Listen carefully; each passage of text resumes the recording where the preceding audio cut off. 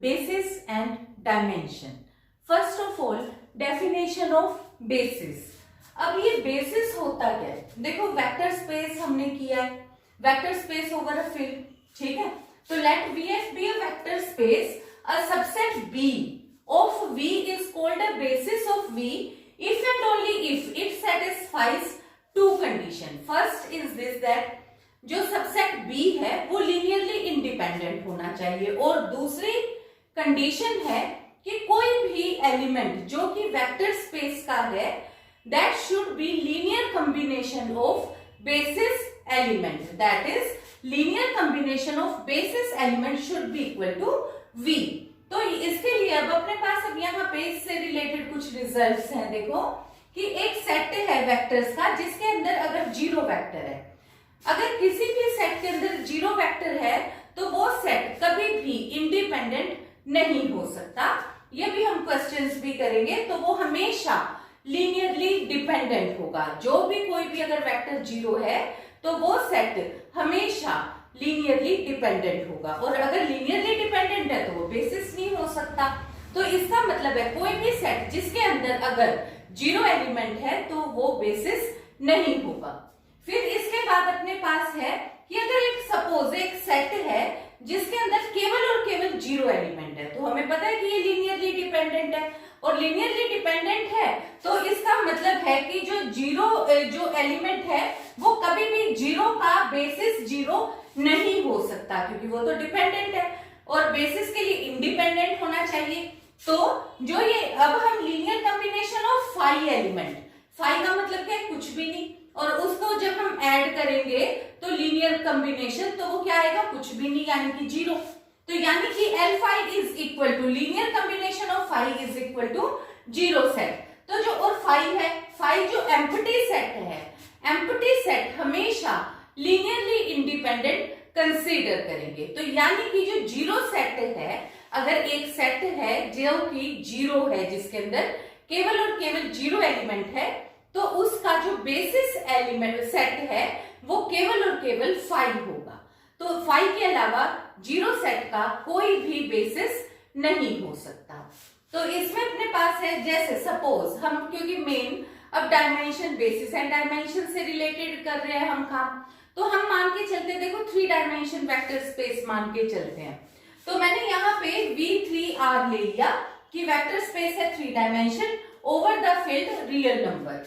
तो real number में जो नेचुरल बेसिस है, मतलब जिसको हम हमेशा स्टैंडर्ड बेसिस, नेचुरल बेसिस लेते हैं, वो होता है 1 0 0 0 1 0 0 0 1.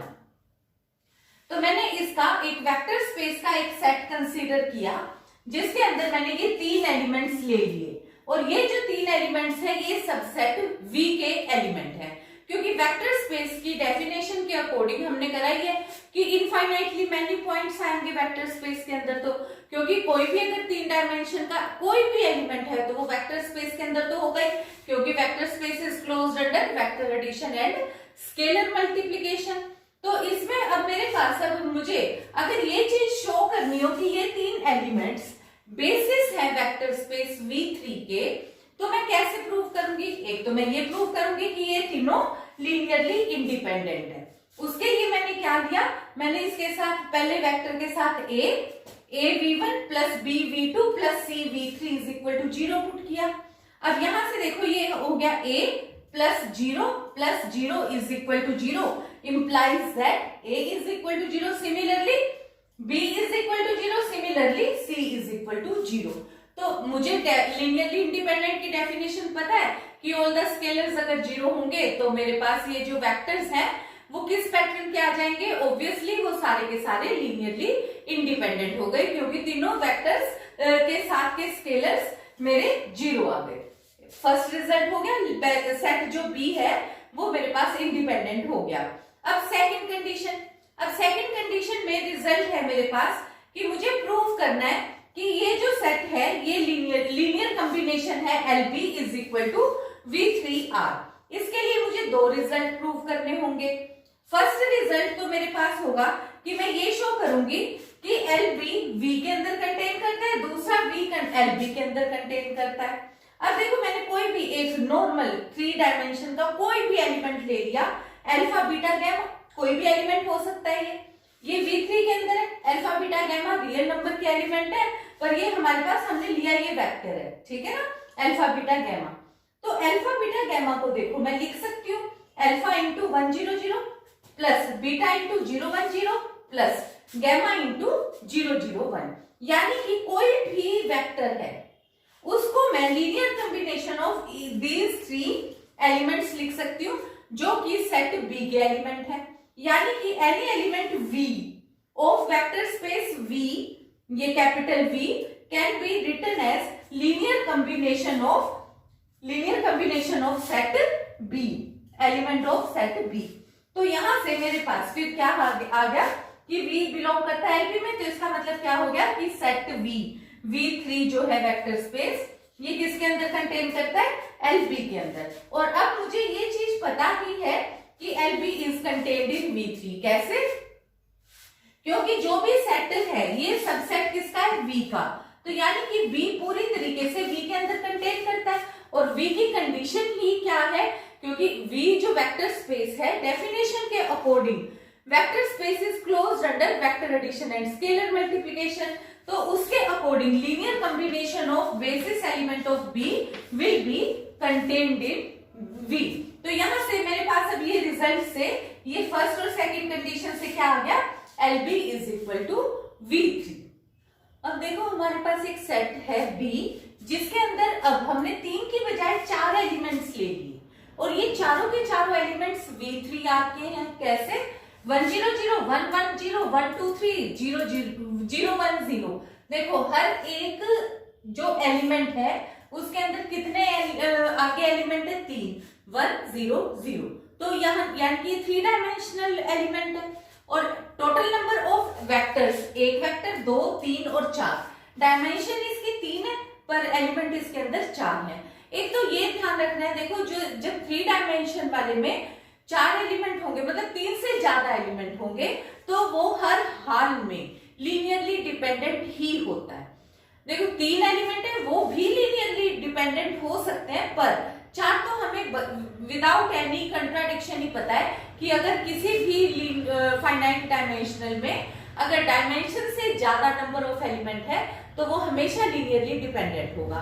इसके लिए मैंने क्या किया, A B C D use करा इक्वल टू, फिर वैल्यूज निकाल ली, इक्वेट करी 0 के, तो A plus B plus C is equal to 0। यहां से मेरे पास ये 3 इक्वेशंस आ गई, ठीक है, 3 इक्वेशन, 4 अननोन ऑब्वियसली। तो फिर यहां से C की वैल्यू 0 आ गई, A भी B पे डिपेंड कर गया, D भी B पे डिपेंड कर गया, तो मैंने B की वैल्यू को कंसीडर कर लिया माइनस के, तो यानी कि A की भी वैल्यू और D की भी वैल्यू K के ऊपर डिपेंडेंट हो गई। तो यानी कि A, B और C तीनों किसके ऊपर डिपेंडेंट, A, B और D किसके ऊपर डिपेंडेंट है, K पे, और C एक अपने पास 0 एलिमेंट आया, यानी कि केवल एक एलिमेंट वो इंडिपेंडेंट है, बाकी ये अपने पास, पर सेट क्या हो गया, ऑब्वियसली सेट हमारे पास लीनियरली डिपेंडेंट हो गया। अब बेशक से ये सबसेट है वेक्टर स्पेस का, पर ये बेसिस नहीं है, तो हमें ये समझना है कि बेसिस होने के लिए ये मस्ट कंडीशन है कि जितने भी उस सबसेट के अंदर एलिमेंट्स हो वो लीनियरली इंडिपेंडेंट होना चाहिए, और साथ ही साथ linear combination of all the elements of that set should be equal to vector space. तो यानी कि यहाँ पे अपने पास अब रिजल्ट में अब फाइनाइट डायमेंशनल हम किसे कहते हैं कि एक वेक्टर स्पेस है V over filled F is called finite dimensional if and only if there exists a finite subset S of V such that linear combination of set S should be equal to V। वही जैसे हमने कहा कि 1 2 3 ये एक element है, suppose इसको अपन कैसे लिख सकते हैं, 1 0 0 2 0 1 0 प्लस 3 0 0 1। देखो ये वाले हमारे बिल्कुल एलिमेंट्री, मतलब हम इनको कह सकते हैं कि ये ऑर्डर्ड बेसिस एलिमेंट्स हैं हमारे, इनको हम E1 E2 E3 से भी रिप्रेजेंट कर सकते हैं, और जिसमें E1 में केवल फर्स्ट पोजीशन पे 1 होता है, फिर सेकंड, फिर थर्ड एंड सो ऑन। तो कोई भी इनसे अलग कोई भी एलिमेंट मैंने एक वेक्टर स्पेस का ले लिया, सपोज 1 2 3, तो देखो मैं उनको इस तरीके से लिख सकती हूँ ना, यानी कि ये वाले जो 3 एलिमेंट थे ये तो मेरे पास सेट एस के एलिमेंट थे, और ये वेक्टर का एलिमेंट था वेक्टर स्पेस का कोई भी जनरल, तो ये वाला जो एलिमेंट है वो इन तीन एलिमेंट्स का लीनियर कॉम्बिनेशन होना चाहिए। तो ये अगर मैं ये कंडीशन प्रूव कर देती हूँ तो पहली बात तो मैंने प्रूव करा कि भी S इंडिपेंडेंट है, और दूसरी बात मेरे पास क्या है कि उनका combination should be equal to vector, तो मेरे पास वो बेसिस बन जाएगा। अब है ordered basis. At ordered basis set S, जिसके अंदर मैंने मान लिया n एलिमेंट्स है, which is a basis of finite dimensional vector space is called at ordered basis of vector space V। अब इसके बाद हमारे पास coordinate of vectors relative to basis. अब देखो जो बेसिस के रिलेटिव में, अब यहाँ पे जो ये एलिमेंट है इसको 1 2 3, तो रिलेटिव टू बेसिस ये हो गया A1 A2 A3 के अकॉर्डिंग अगर मैं वैल्यू कंसीडर करती हूँ तो ये है मेरे पास A1 A2 A3। ठीक है, ये एलिमेंट्स है मेरे पास रिलेटिव टू। पर क्वेश्चन में हम कैसे लिख रहे हैं कि अगर मेरे पास कोई सेट S है जिसके अंदर V1 V2 Vn एलिमेंट्स है, बी एन ऑर्डर्ड बेसिस, यानी कि ऑर्डर्ड बेसिस मैंने E1 E2 En लिया है और basis of Vf and V belongs to vector space, then such that वो element V can be written as scalar multiplication of and vector addition of basis elements. तो उसके according मैं V को लिख सकती हूँ A1 V1 plus A2 V2, जैसे मैंने A1 V1 plus A2 V2 plus A3 V3 is equal to V। ठीक है, इस तरीके से मैंने लिख दिया where all AIs belongs to field. तो मेरे पास ये मैंने किस तरीके से डिनोट किया कोऑर्डिनेट ऑफ वेक्टर स्पेस को, A1 A2 A3। देखो A1 A2 A3। ठीक है, तो ये हमारे पास इसका रिजल्ट है। We have a theorem. In this theorem, we have to prove that let B is a set in which V1, V2, Vn are the elements, and this set is basis of finite dimensional vector space V over a field F.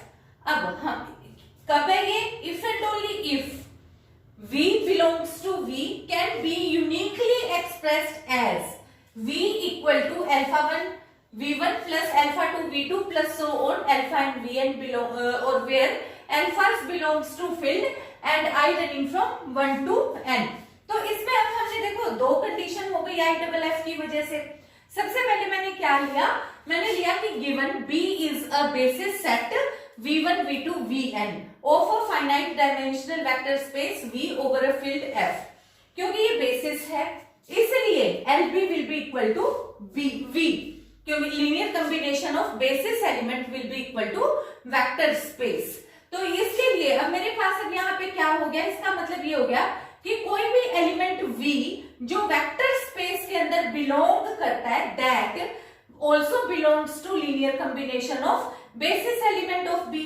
तो यहाँ पे ये जो अपने पास अब result आया, तो इसका मतलब क्या हो गया कि implies that V can be written as alpha 1 V1 plus alpha 2 V2 plus so on alpha n Vn। अब मुझे ये क्या शो करना है, for scalars alpha 1 alpha 2 up to alpha n, ये हमें पता है सारे के सारे स्केलर्स फील्ड के अंदर बिलोंग करते हैं।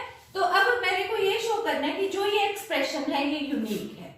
तो मैंने क्या किया, मैंने मान लिया कि ये एक्सप्रेशन यूनिक नहीं है, यानी कि ये जो एक वेक्टर V है वेक्टर स्पेस V के अंदर का एलिमेंट, उसको मैं सिर्फ एक तरीके से नहीं बल्कि ये एक और कोई तरीका है B1 V1 plus B2 V2 and so on, और जिसके अंदर की बीटा 1 बीटा 2 भी किसके अंदर के एलिमेंट है, फील्ड के अंदर के एलिमेंट्स हैं। तो मैं दो, यानी कि एक एलिमेंट V, इसको मैंने दो एक्सप्रेशन से लिख दिया। तो यहाँ पे ये मेरे पास पर ये V एलिमेंट तो सेम है, तो इसकी वजह से मेरे पास अब क्या हो गया कि this element will be equal to this element that is alpha 1 V1 plus alpha 2 V2 plus so on alpha and Vn will be equal to this result. अब यहां से मेरे पास क्या आ गया, alpha 1 minus beta 1 V1 plus alpha 2 minus beta 2 V2 plus so on alpha n माइनस and एंड Vn 0 हो गया। अब क्योंकि मुझे पता है कि V1 V2 Vn जो है ये एक बेसिस सेट के एलिमेंट है, यानी कि ये सारे वेक्टर्स लीनियरली इंडिपेंडेंट है। अगर ये सारे के सारे वेक्टर्स इंडिपेंडेंट है तो इनके साथ के जो ये स्केलर्स हैं ये सारे के सारे स्केलर्स 0 होंगे।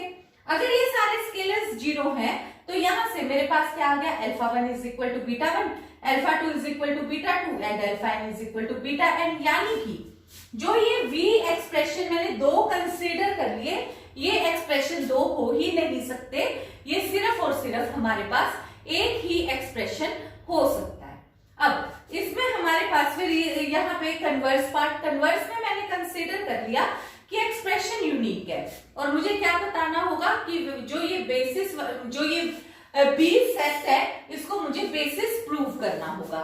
बेसिस के लिए मुझे इन वेक्टर्स को एक तो लीनियरली इंडिपेंडेंट शो करना होगा, एक LP is equal to V prove करना होगा। तो सबसे पहले तो मेरे पास, अब देखो यहाँ पे मेरे को यूनिक एक्सप्रेशन ये दिया हुआ है, V can be written as alpha 1 V1 plus alpha 2 V2। ठीक है, तो मुझे प्रूव करना है कि ये बेसिस है।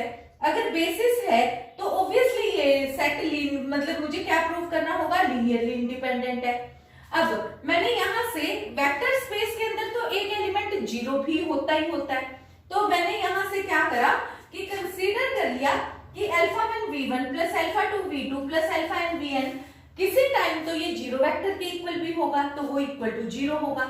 और ये जीरो वेक्टर का एक यूनिक एक्सप्रेशन और भी है कि 0 into V1 plus 0 into V2 plus so on 0 into Vn। तो यानी कि ये जो जीरो एलिमेंट है, इसको मैंने दो तरीके से लिख दिया, पर दिया हुआ क्या है, गिवन क्या है मेरे पास कि जो ये वेक्टर है, एवरी वेक्टर V जो भी वेक्टर स्पेस V में बिलोंग करता है, वो केवल और केवल एक ही तरीके से लिखा जा सकता है। तो इसका मतलब मेरे पास ये एक्सप्रेशन दो नहीं हो सकते, यानी कि alpha 1 will be equal to 0, alpha 2 will be equal to 0 and alpha n will be equal to 0। तो यहां से मेरे पास अब क्या आ गया कि जो ये रिजल्ट है, इसमें मेरे पास ये सारे के सारे स्केलर्स जीरो हो गए।